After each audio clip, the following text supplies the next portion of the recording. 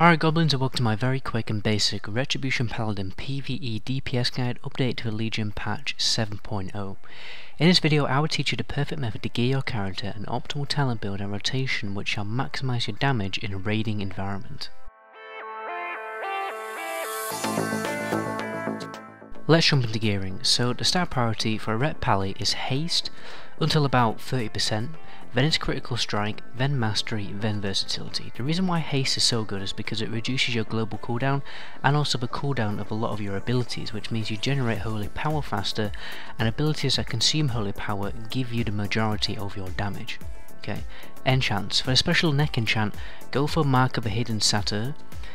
Definitely get Strength on the back.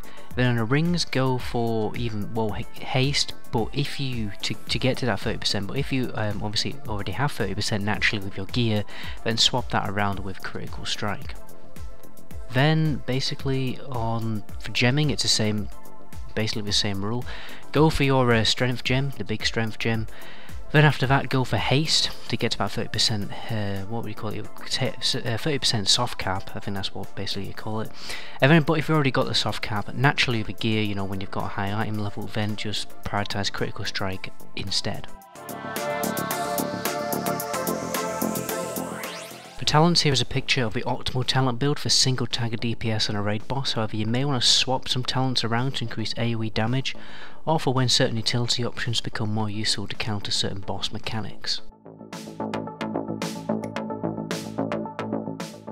So, Ret Pally damage, it's all about generating holy power and then spending it. It's probably one of the most basic rotations in the game and very easy to learn. So, you generate holy power with Crusader's Strike and Blade of Wrath. Okay, then cast Judgment just before you use any ability that consumes holy power. Okay, then cast Execution Sentence whenever available as a higher priority over the other abilities. Cast Templar's Verdict when Execution Sentence is basically not available, so when you're waiting for that cooldown to come off.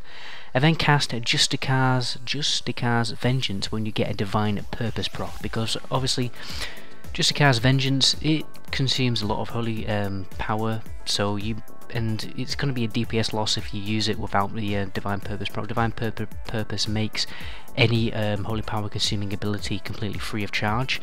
But if you're using it with 5 holy power that you generated normally, then instead of spending it on that instead of the other abilities, it's going to be a DPS loss because you're just basically consuming so much divine holy power. And anyway, that is the end of the guide. Remember, these videos are only meant to be a very quick and basic introduction to get ready for raiding. My name is the Goblin. Until my next video, ciao.